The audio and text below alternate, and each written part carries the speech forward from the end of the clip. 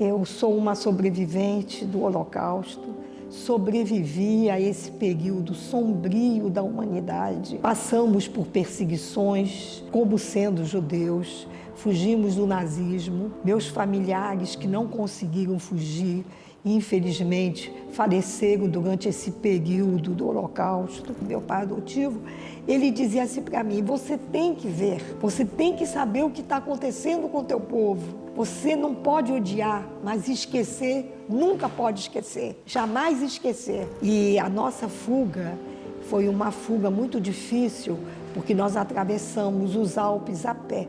Durante 4 noites e 3 dias, atravessando os Alpes em pleno inverno, no mês de dezembro. A humanidade não aprende e as guerras se repetem, e é sempre necessário se fazer presente, enquanto sobreviventes, para alertar para que o Holocausto nunca mais.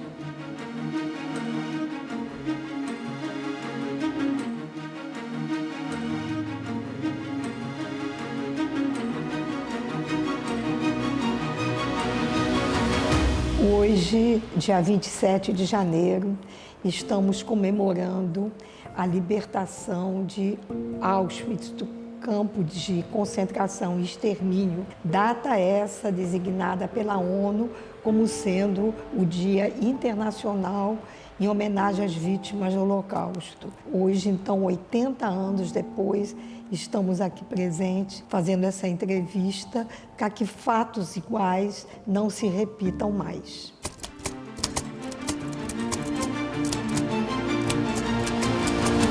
A minha convivência com a família é uma coisa que, para mim, foi muito roubada da minha infância, a minha convivência realmente com toda a nossa família. Tínhamos uma família muito grande antes da guerra, morávamos na Bélgica, que foi totalmente separada justamente pela questão da guerra. Só que tem um detalhezinho: os judeus na Bélgica eram muito bem aceitos, lá era reino, e o rei Leopoldo III aceitava bem a comunidade judaica.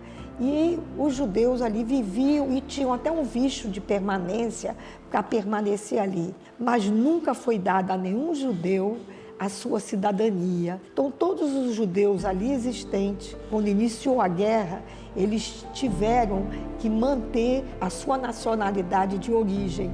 A maioria eram poloneses, russos, lituanos, rumenos. Então, eu sou nascida na Bélgica, mas nunca fui belga. Eu tinha nacionalidade polonesa, que era a nacionalidade do meu pai.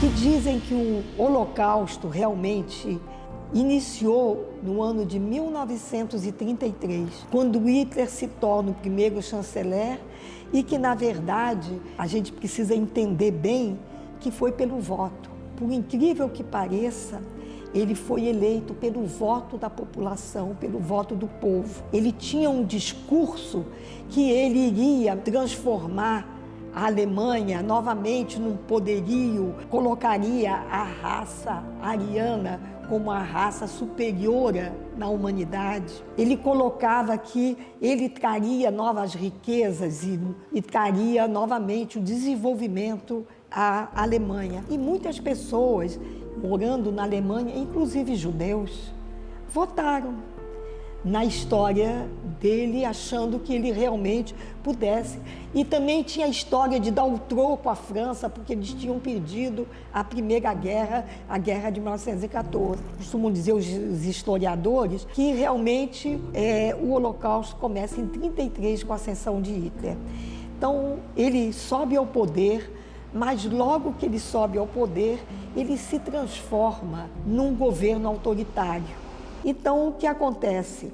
Como ele vai mostrar que ele conseguiu transformar aquele país para a humanidade? Então, ele consegue fazer com que crianças, meninos de 14, 15 anos, mas eram altos, e coloca eles para desfilarem como se fossem militares, como se ele tivesse um poderio armado muito grande. E ele aproveita as Olimpíadas, em 1936, as Olimpíadas de Berlim para mostrar ao mundo a Alemanha grandiosa, fazendo grandes desfiles, fazendo tudo. Só que, ao mesmo tempo, ele camufla toda a Alemanha, que já tinha uma porção de recessões, que os judeus não podiam circundar, e já existiam os campos que ele chamava de trabalhos forçados, onde ele colocava todas as pessoas indesejadas, principalmente iniciando com as pessoas deficientes, tanto físicas como mentais, porque ele dizia, mostrava para a população o quanto esse deficiente custaria aos pobres públicos, que era preferível estar morto do que ter que gastar dinheiro com eles, em vez de gastar dinheiro no desenvolvimento da Alemanha. 9 de novembro de 1938, chamada as Noites dos Cristais Quebrados. É o dia, vamos dizer, determinado na Alemanha para que, de uma forma camuflada, o governo autorizava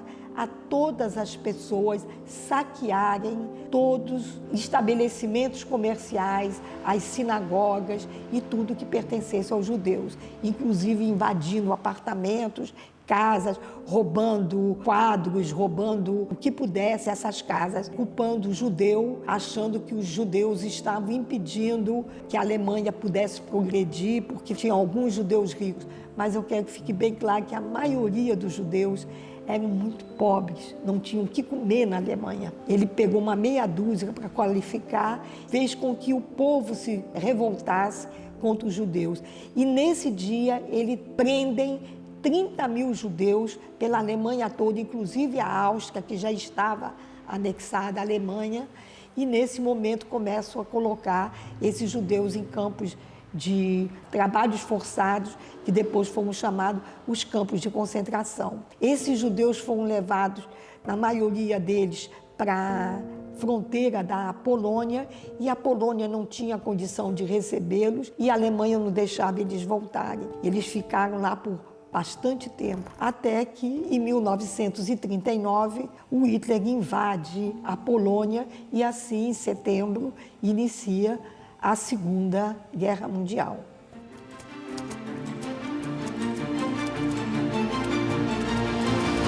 Quando acontece, então, a Noite dos Cristais, e que a Polônia percebe que vai ser invadida pela Alemanha, ela chama de volta, convoca todos os poloneses para vir lutar contra o nazismo na Alemanha. E assim meu pai sai de casa em 1938 e ingressa no exército polonês e vai lutar na Polônia. Quando tem a invasão da Polônia em setembro de 1939, a Polônia perde a guerra em 7 dias. E os soldados que lá estavam ou se tornaram prisioneiros de guerra, ou muitos tentaram sair em debandada, fugir e voltar para o seu local de origem. Assim, meu pai resolve voltar para a Bélgica, junto com o irmão da minha mãe, que estava no mesmo batalhão que eles. Mas eles voltam a pé. Como eles eram soldados, eles não tinham dinheiro na mão e não tinham nada. E eles levam de setembro a dezembro para chegar na Bélgica, passando por várias cidades, onde já tinha a ocupação nazista, e aí eles percebem todas as recessões por que passam os judeus, que não têm direito à escola, não pode entrar num bar, num restaurante, não pode ir ao cinema, ao teatro, tudo é proibido, não podem mais frequentar escolas. Então, quando ele chega na Bélgica, a Bélgica também já recebe a notícia de que a Alemanha vai invadir os Países Baixos. Então, a Bélgica seria invadida a qualquer momento. Meu pai chega nesse contexto, no momento que eu estou nascendo, eu nasci em dezembro de 39, e ele alerta a família dizendo: não temos condição de ficar aqui na Bélgica se os alemães estão chegando. Porque eu passei pelas cidades onde vivem os judeus com o domínio alemão, não tem como viver, nós temos que fugir daqui. E ele reúne a família e ele convoca a família para que eles fujam, todos eles, para o sul da França, porque o sul da França tinha um acordo de que eles ficariam com a parte de Paris e toda a parte histórica, sem bombardear, e em troca disso a França se confinaria no sul da França. A minha avó não quis fugir, ficou e ela morreu no campo de Auschwitz e com ela morreram mais 3 tios meus e também 3 tios meus, por parte da minha mãe, também foram deportados para Auschwitz e morreram também em Auschwitz. Então eu tenho 6 tios mortos em Auschwitz e mais a minha avó. E aí, nesse contexto, a gente foge para o sul da França, dentro de um caminhão, consegue sair da Bélgica e fugir para o sul da França, onde fomos colocados em campos de refugiados e vivemos depois até 1941 nesse campo.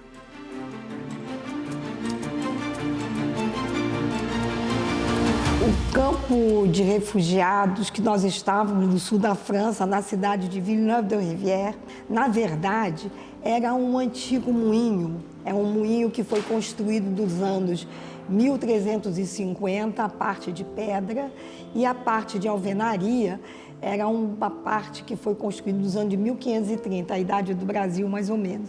E esse moinho, ele foi o primeiro campo de refugiados que nós ficamos e foi o nome que eu dei ao meu livro. E esse é o local onde a nossa família esteve ainda em 12 pessoas juntos dentro desse moinho. Então, em 1941, não existia mais verba para que o governo pudesse sustentar aquele moinho e então ele é desativado e as pessoas são redistribuídas em outros campos de refugiados. Enquanto isso, meu pai e meu tio, como eles tinham debandado do exército polonês, ingressaram na Legião Estrangeira, que era um exército que foi usado durante a Segunda Guerra Mundial como um exército das forças aliadas, onde iam todas as pessoas que eram oriundas de outros países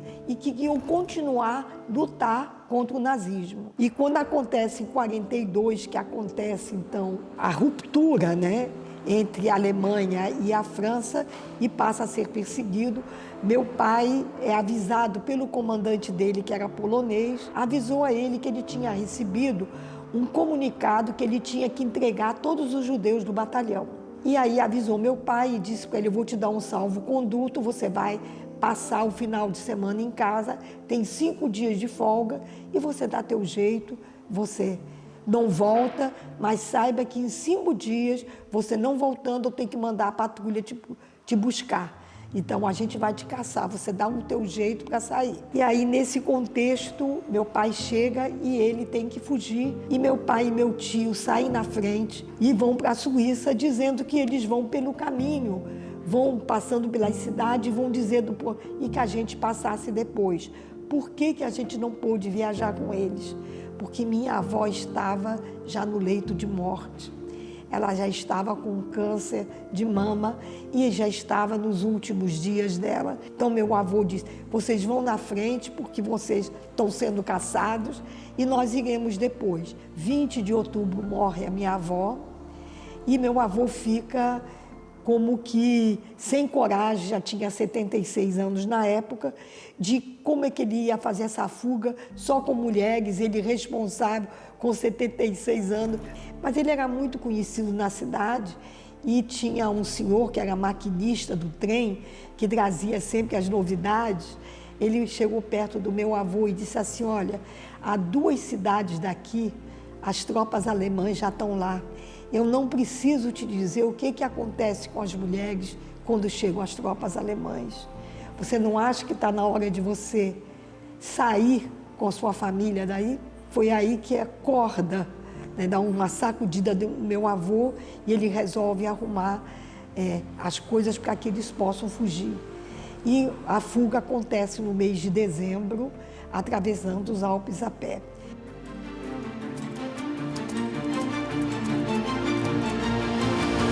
E a nossa fuga foi uma fuga muito difícil, porque nós atravessamos os Alpes a pé durante 4 noites e 3 dias, atravessando os Alpes em pleno inverno, no mês de dezembro, até a nossa chegada à Suíça. Quando nós chegamos à Suíça, finalmente, depois de muitos milagres, inclusive, que aconteceram com a gente durante esta viagem, e esse caminho, essa fuga, e conseguimos chegar na Suíça, nós fomos redistribuídos novamente em vários campos de refugiados, meu avô por um lado, minhas tias por outro, e eu e minha mãe, minha irmã e uma tia ficamos num outro campo separado, e era um campo de refugiado, onde também não podia ter condição de ter permanência de crianças. E a Cruz Vermelha, então, ela se oferecia para colocar essas crianças em famílias voluntárias na Suíça, que elas se propunham a ficar provisoriamente com essas crianças até que a guerra acabasse. E aconteceu, então, que ela resolveu também me encaminhar para uma família. Eu tinha 2 anos e meio, mais ou menos nessa época, e fui acolhida por uma família que não tinha filhos. Era um casal que, na verdade, o que eles queriam era adotar uma criança definitivamente, mas quando nos encontramos foi assim um amor à primeira vista. Eu me apaixonei por eles e eles por mim e acabei ficando. Eles eram protestantes e eles seguiam o Velho Testamento como os judeus seguem. E ele fazia questão de me explicar que eu era judia e ele me ensinou o judaísmo a partir do Velho Testamento que eles seguiam como protestantes. Então eu sabia que eu era judia e que os judeus eram perseguidos e existia um dia da semana na cidade de Yverdon, onde eu morava, na Suíça francesa, que vinha uma caminhonetezinha com um projetor, ia para a praça pública, a praça principal da cidade, as pessoas iam com suas cadeirinhas e projetava na parede de uma casa antiga, uma parede branca, projetava os filmes como se fosse um jornal na tela. E aí projetava o que estava acontecendo na guerra, quando foi libertado os campos de concentração, os países, como é que estavam sendo bombardeados, o que tinha sobrado da Bélgica. Eu via, eu não queria ver aquilo. E meu papi, como eu chamava ele, meu pai adotivo, ele dizia assim para mim: você tem que ver, você tem que saber o que está acontecendo com o teu povo. Você não pode odiar, mas esquecer, nunca pode esquecer, jamais esquecer. E aí eu cresci vendo essas imagens que marcaram muito a minha vida, com a necessidade de guardar na minha memória, para não esquecê-las. Então, a Segunda Guerra passou por mim como criança, assistida no cinema, sabendo tudo o que estava acontecendo. E eu sabia que teria que voltar para a Bélgica, que estava totalmente destruída e em ruínas. Eu sabia que muitos tinham morrido em campos de concentração. Tudo isso eu já tinha conhecimento com a idade de 5 anos. É uma coisa que ficou muito marcada para mim. A guerra demorou e com isso eu fiquei até o final da guerra com eles. E com o tempo do convívio com eles, aqueles meus pais biológicos passaram a ser, como assim, pessoas muito distantes para mim. Os meus pais verdadeiros que eu sentia eram eles.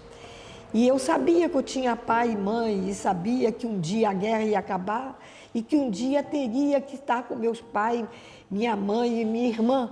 Mas era uma coisa tão remota. E uma das recordações que eu tenho é o dia do armistício, né? Quando a guerra termina, tudo vira festa.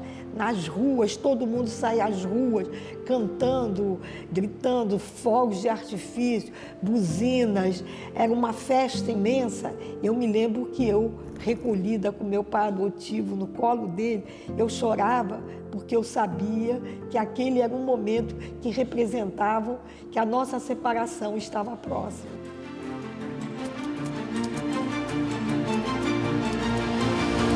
Voltando, meu pai começa a tentar ver quais os países que aceitariam os imigrantes. E realmente os países não abriam para os imigrantes. Os imigrantes ficavam confinados novamente em campos de refugiados, no seu local de origem, onde voltavam, ou na Bélgica, ou na França.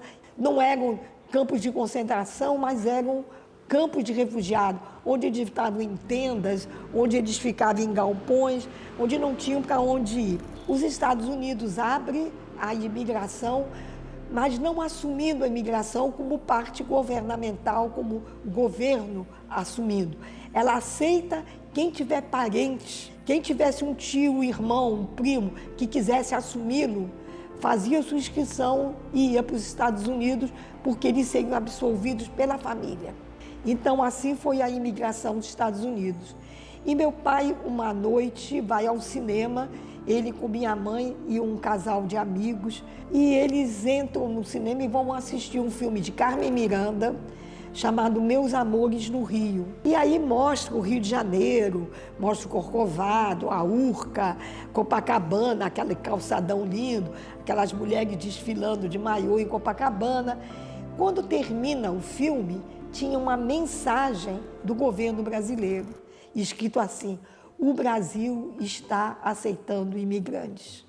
Era o governo de Dutra, e essa abertura para aceitar imigrantes foi uma abertura que deve ter durado uns 6 meses. E foi nessa leva que no dia seguinte meu pai resolve então imigrar para o Brasil. E a gente chega aqui então em 1947, e a gente chega no Brasil, no Rio de Janeiro.